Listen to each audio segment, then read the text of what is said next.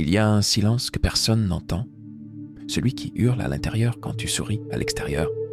Tu connais ce moment, quand tu as encaissé, encore une fois, une remarque de trop, une trahison que tu n'attendais pas, une douleur que tu pensais avoir dépassée. Et pourtant, elle revient, comme une ombre, au moindre geste, au moindre mot. Mais laisse-moi te poser une seule question. Et si plus rien, ni personne ne pouvait plus jamais t'atteindre? Pas parce que le monde change, pas parce que les gens deviennent subitement meilleurs, mais parce que toi, tu deviens intouchable, pas froid, pas insensible, puissant, stable, maître de ton monde intérieur. Ce n'est pas une promesse de super-héros, ni une utopie de développement personnel. C'est une vérité qu'on t'a trop peu souvent montrée. Tu peux construire un esprit que rien ni personne ne pourra détruire. Ce script n'est pas juste une vidéo, c'est un miroir, une boussole, un levier. Et si tu restes jusqu'à la fin, tu ne verras plus tes douleurs comme des chaînes, mais comme la matière brute de ta transformation. Tu ne verras plus les autres comme des bourreaux, mais comme des maîtres involontaires de ta maîtrise intérieure. Reste, regarde, et surtout, ressens, parce qu'à la fin de ce voyage, tu ne seras plus la même personne. La première ligne de défense, c'est toi. Tu penses peut-être que c'est le monde qui te fait mal, les gens, les événements, le destin. Tu te dis que s'il changeait, tu souffrirais moins. Mais si je te disais que le premier coup, celui qui fait vraiment mal, ne vient jamais de l'extérieur. Il vient de toi, de ton esprit, de cette zone fragile que tu laisses ouverte, encore et encore, en espérant que cette fois-ci, ils ne vont pas en abuser. Et c'est là que commence la vérité que personne ne t'a vraiment dite. Tu es la première porte que la douleur franchit. Imagine une pièce, ton esprit. Dans cette pièce, tout est calme, jusqu'à ce que tu ouvres une fenêtre. Et par cette ouverture entrent les paroles, les gestes, les abandons, les regards, les silences. Chaque détail du monde extérieur devient une tempête, parce que tu as oublié que tu étais la sentinelle. Tu ne peux pas empêcher les gens de parler. Tu ne peux pas arrêter les trahisons, les rejets, les humiliations. Mais tu peux décider si ces choses entrent dans ta pièce ou si elles restent dehors. Et ce choix, aussi invisible soit-il, détermine tout. C'est là que commence la souveraineté mentale. Mais attention, ce n'est pas de la froideur. Ce n'est pas se couper du monde. Ce n'est pas faire semblant que rien ne t'atteint. Non, c'est plus subtil. C'est apprendre à filtrer, à observer sans absorber, à ressentir sans te dissoudre dans le ressenti. C'est refuser que ta valeur soit négociée au moindre commentaire. C'est te rappeler que ton identité ne fluctue pas selon les saisons émotionnelles des autres. C'est construire un seuil intérieur, une barrière noble entre ce que tu ressens et ce que tu autorises à te gouverner. Et cette barrière, elle ne se bâtit pas avec de la force brute. Elle se construit avec de la conscience, de la répétition, du discernement, de l'amour-propre et surtout de la solitude choisie, celle où tu apprends à t'écouter avant d'écouter le monde. Car au fond, ce n'est pas la douleur qui te fait le plus peur. Ce qui t'effraie, c'est de ne pas savoir quoi en faire. C'est de te sentir impuissant devant elle. Mais aujourd'hui, ça change. Aujourd'hui, tu vas redevenir le gardien de ton espace mental. Pas par orgueil, par santé, par survie, par grandeur. Et ça commence ici. 2. Le bouclier invisible. Apprivoiser sans fuir. Il y a des jours où tout va bien, jusqu'à ce qu'un mot, un souvenir, une voix dans ta tête fasse vaciller ton calme. Et tu te demandes, pourquoi suis-je encore touché? Pourquoi ça me bouleverse autant? Ce n'est pas un manque de force, ce n'est pas de la faiblesse. C'est juste que tu n'as pas encore appris à parler la langue de tes émotions. Elles ne sont pas des ennemis. Elles ne sont pas là pour te briser. Elles sont comme la mer. Elles montent, elles frappent, mais elles passent. Le problème, ce n'est pas qu'elles existent. Le problème, c'est qu'on t'a appris à fuir. À te dire, ne pleure pas, sois fort, oublie, tourne la page. Et à force de fuir, tu t'es mis à croire que ressentir, c'est tomber. Que trembler, c'est échouer. Mais la vérité, c'est que ceux qui deviennent vraiment intouchables, ce ne sont pas ceux qui ne ressentent rien. Ce sont ceux qui ressentent tout, sans se perdre dedans. Ils ont un bouclier, invisible, silencieux, mais inébranlable. Ce bouclier, ce n'est pas le rejet de l'émotion, c'est la connaissance de ses courants, C'est observer la colère monter sans lui donner le volant. C'est voir la tristesse couler sans en faire une noyade. C'est accueillir la peur comme une brume passagère, sans lui construire une maison dans le cœur. Imagine-toi debout, au bord d'une falaise, face à la mer déchaînée. Les vagues claquent, hurlent, montent jusqu'à tes genoux. Mais tu ne bouges pas. Tu respires, tu regardes. Tu ne luttes pas, tu écoutes. Et dans cette écoute, tu reprends ton pouvoir. C'est ça, la maîtrise émotionnelle. Ce n'est pas une carapace, c'est un dialogue. Un dialogue où tu acceptes que certaines vagues t'éclaboussent, mais aucune ne t'emportera. Et pour y arriver, il faut des outils, un espace quotidien pour libérer ce qui monte, une feuille blanche pour écrire ce que tu ne peux dire, un souffle profond entre le déclencheur et la réaction, un cercle, aussi petit soit-il, d'êtres qui ne jugent pas ton humanité. Car oui, tu es humain, et tu as le droit de ressentir. Mais tu as aussi le devoir de ne pas être esclave de ce que tu ressens. Les émotions ne sont pas des chaînes, ce sont des messages. Et toi, tu peux choisir de les lire, sans les laisser te dominer. Alors la prochaine fois qu'un raz-de-marée approche, souviens-toi, tu es la terre, pas la tempête. 3. Arrête de croire que ta douleur est spéciale. Personne ne te le dira comme ça. Mais il est temps d'entendre ce que tu évites depuis trop longtemps. Ta douleur n'est pas unique. Elle est réelle. Elle est intense. Elle te suit peut-être depuis l'enfance. Mais elle n'est pas spéciale. Et ce que tu fais avec, c'est ce qui fera toute la différence. Tu peux continuer à la vénérer, à en faire une identité, à en parler comme si elle te définissait. Ou tu peux la transformer. Tu peux décider que cette même douleur, au lieu de te figer, va te forger. Tout le monde a été brisé, trahi, rabaissé, déçu. Tu n'as pas le monopole de l'injustice. Mais tu as peut-être pris l'habitude de dire « Je suis comme ça à cause de ce qu'on m'a fait ». Non, tu es comme ça parce que tu as choisi de rester là. Et c'est ça le plus violent à entendre. Parce que ça veut dire que la clé, tu l'as toujours eue. La différence entre toi et ceux qui avancent, malgré la douleur, ce n'est pas la chance, ni le soutien, ni le contexte. C'est la réponse. Ce qu'ils ont choisi de faire avec leurs larmes, leur honte, leur échec. Eux, ils ont décidé de creuser dedans, d'en sortir quelque chose. Un sens, une leçon, une force, une vérité. Toi, tu continues à attendre qu'on vienne réparer. Ou qu'un jour, par magie, ça cesse de faire mal. Mais ça ne s'arrête pas. Pas tout seul. Pas tant que tu refuses de réécrire l'histoire avec ta propre encre. La douleur n'a aucun pouvoir tant que tu ne lui en donnes pas. Elle devient poison quand tu la ressasses. Elle devient puissance quand tu la rediriges. Moi, c'est brutal, oui, mais c'est réel. Tu peux rester dans la plainte éternelle, ou bien faire de ton vécu une arme silencieuse. Pas pour blesser, pas pour impressionner, mais pour construire. Tu crois que tu as besoin de guérison avant d'agir?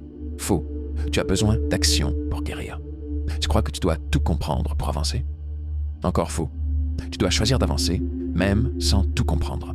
Parce que ce monde ne te demandera jamais si tu as souffert. Il regardera ce que tu as fait de cette souffrance. Alors maintenant, pose-toi cette seule question. Et si ce que j'ai vécu était exactement ce qu'il me fallait pour devenir ce que je suis censé être? Si tu réponds honnêtement, tu vas sentir quelque chose changer. Pas dehors, dedans. 4. Ce que tu cherches dehors ne viendra jamais. Il y a ce moment où tu regardes autour de toi et tu attends. Un regard, une validation, une approbation, un signe. Tu veux qu'on te dise « tu es suffisant, tu es capable, tu es digne ». Mais plus tu regardes dehors, plus tu t'éloignes de ce que tu veux vraiment entendre. Parce que la vérité, c'est que personne ne viendra te donner cette paix que tu espères. Pas complètement, pas durablement. Tu peux collectionner les compliments, les likes, les diplômes, les résultats. Mais ça ne remplira jamais ce vide, parce qu'il ne vient pas de ce que tu fais, mais de ce que tu crois être. La confiance, la vraie, ne se construit pas sur des réussites. Elle se construit sur des racines. Ce que tu es quand tu ne gagnes rien, quand personne ne te regarde, quand tout semble incertain, c'est dans ces moments-là que tu décides. Est-ce que je vaux quelque chose, même si personne ne me l'affirme? Si la réponse est oui, alors tu es intouchable. Parce que ce que le monde t'accorde, il peut te le reprendre. Mais ce que tu te donnes à toi-même, personne ne peut t'y toucher. Imagine une source d'eau profonde, inépuisable. calme, claire. Elle ne dépend pas de la pluie. Elle ne dépend pas du climat. Elle existe par elle-même. C'est ça, la confiance intérieure. Elle ne crie pas. Elle ne cherche pas à convaincre. Elle sait. Et pour y accéder, il ne faut pas se battre. Il faut revenir. Revenir à ce que tu es quand tu ne joues aucun rôle. Quand tu arrêtes de prouver. Quand tu respires sans performer. C'est inconfortable au début, parce que ça t'oblige à te détacher des regards, des étiquettes, de l'image. Mais c'est aussi le seul endroit où tu peux être libre. Libre de penser autrement. Libre de dire non sans te justifier. Libre d'échouer sans t'effondrer. Libre d'aimer sans mendier. Libre de partir sans te haïr. Et cette liberté-là, elle commence quand tu cesses de chercher dehors ce que tu dois bâtir dedans. Alors aujourd'hui, fais silence. Écoute, et pose-toi cette question. Est-ce que je peux me faire confiance, même quand rien ni personne ne me rassure?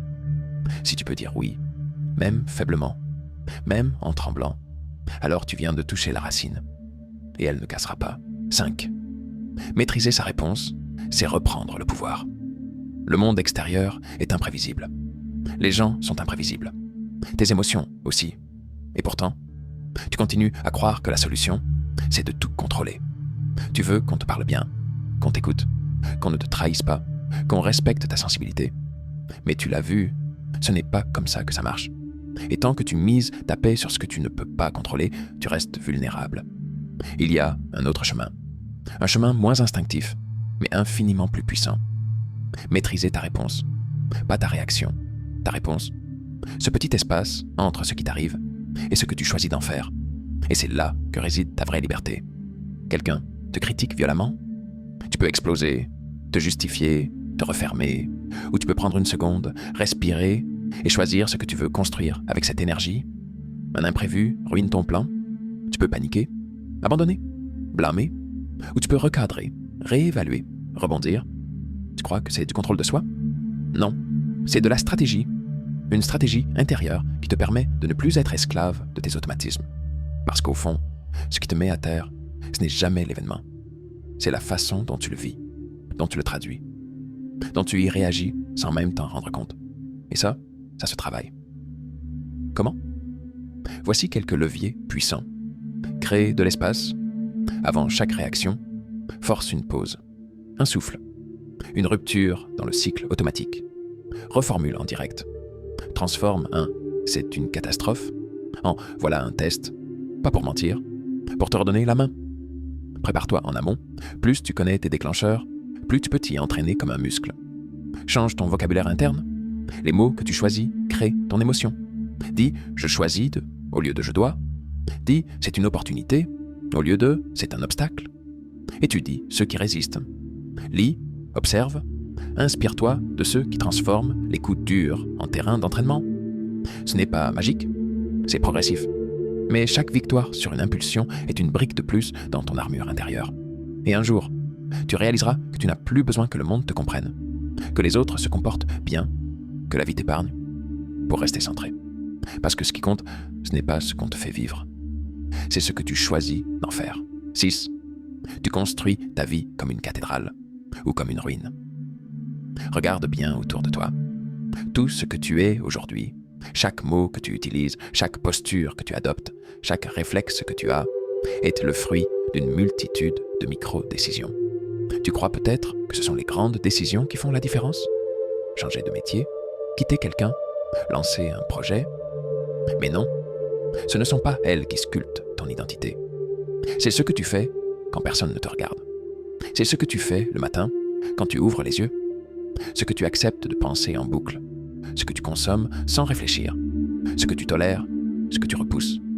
Ce que tu choisis de remettre à demain. Chaque jour, tu poses une pierre. Et cette pierre, elle fait partie d'un tout.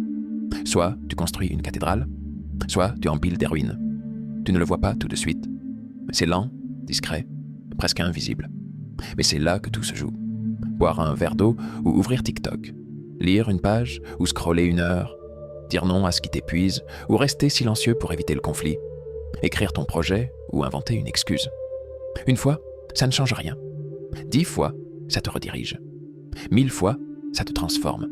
Et là, pose-toi cette question. Vers quoi est-ce que je m'oriente inconsciemment? Est-ce que je suis en train de construire quelque chose qui va m'élever, me renforcer, me centrer? Ou est-ce que je disperse mon énergie dans des décisions faibles, confortables, automatiques? Tu veux être intouchable? Alors commence à surveiller ce que tu autorises dans ta journée. Parce que chaque action, aussi petite soit-elle, est un vote pour l'identité que tu veux adopter. Tu veux devenir calme? Alors choisis le calme, encore et encore, dans les tempêtes les plus banales. Tu veux devenir discipliné? Alors honore ta parole même quand c'est dur. Tu veux devenir libre? Alors cesse d'implanter chaque jour des chaînes invisibles à travers tes choix incohérents. Ce n'est pas une punition, c'est une responsabilité. Et si tu doutes encore, regarde les grandes œuvres humaines, les pyramides, les cathédrales, les ponts. Rien n'a été bâti en un jour, mais chaque jour, on y ajoutait une pierre avec une vision. Et toi, quelle est la tienne? Est-ce que tes petits choix la servent ou la sabotent? Ta paix, ton autorité intérieure, ton autonomie émotionnelle? Tout ça commence dans les détails, pas dans un futur lointain. Maintenant, 7. Ta réalité commence dans ton esprit, avant que quoi que ce soit ne se manifeste dans ta vie. Il y a une pensée, une simple, fugace, souvent invisible pensée, et pourtant, c'est elle qui ouvre la porte. Tu vis peut-être dans un environnement difficile. Tu traverses peut-être des relations toxiques, des échecs répétés, une fatigue qui ne part jamais. Mais si tu regardes bien, il y a quelque chose de plus ancien, de plus profond, un schéma, un fil conducteur invisible qui relie toutes tes expériences. Et ce fil, c'est ta pensée dominante, ce que tu crois sur toi, sur les autres, sur la vie, finit toujours par se matérialiser, d'une manière ou d'une autre. Ce n'est pas de la magie, ce n'est pas un mythe ésotérique, c'est une loi naturelle. Ta perception filtre ce que tu vois, ce que tu ressens, ce que tu attends. Et ce que tu attends, tu le prépares, tu l'invites, tu l'alimentes. Tu vois quelqu'un de froid, tu projettes ta méfiance, tu vois une opportunité, tu y vas ou tu l'ignores, selon ce que tu crois mériter. Tu vis une injustice, tu la rumines ou tu la rediriges selon la lecture mentale que tu en fais. Tout commence dans le regard, et ce regard est formaté par tes pensées. Alors, pose-toi une question simple mais radicale. Quelles sont les pensées que je laisse tourner en boucle chaque jour? Et plus encore, à quelle pensée ai-je offert une autorité qu'elle ne méritait pas? Tu vois, ton esprit est comme une terre fertile. Il ne juge pas les graines. Il fait pousser ce que tu y plantes. Peur, colère, résignation, ou clarté, audace, paix. Mais la plupart du temps, on laisse d'autres planter à notre place. Nos parents, la société, les échecs passés, et on vit une vie qui ne nous ressemble pas, simplement parce qu'on n'a jamais pris la peine de filtrer nos pensées. Tu veux être libre? Alors commence par surveiller la première pensée du matin, celle que tu nourris sans t'en rendre compte, celle qui colore tout ce que tu fais, tout ce que tu dis, tout ce que tu crois possible. Car ton futur ne commence pas demain. Il commence à l'intérieur. Et il commence maintenant. Tu viens de traverser un territoire que peu osent réellement explorer. Celui de ton esprit souverain. Et maintenant, tu le sais, ce monde n'a pas à te plier. Tu peux devenir une fondation, pas un reflet. Tu peux réagir avec maîtrise, aimer avec puissance, échouer sans tomber et avancer sans peur. Mais tout ce que tu viens d'entendre ne servira à rien si tu refermes cette porte sans agir. Choisis dès maintenant ta première brique. Un silence de 15 minutes. Une pensée à rejeter. Une émotion à écouter sans la nourrir. Un non à dire. Un engagement envers toi-même. Mais surtout, partage cette vidéo. Parce que quelque part, une autre personne souffre encore en silence. Et cette parole pourrait être le début de sa libération. Abonne-toi si tu veux bâtir ce mental inébranlable avec moi. Car ce n'est pas qu'une vidéo. C'est un entraînement, une révolution. Et tu viens d'en faire le premier pas.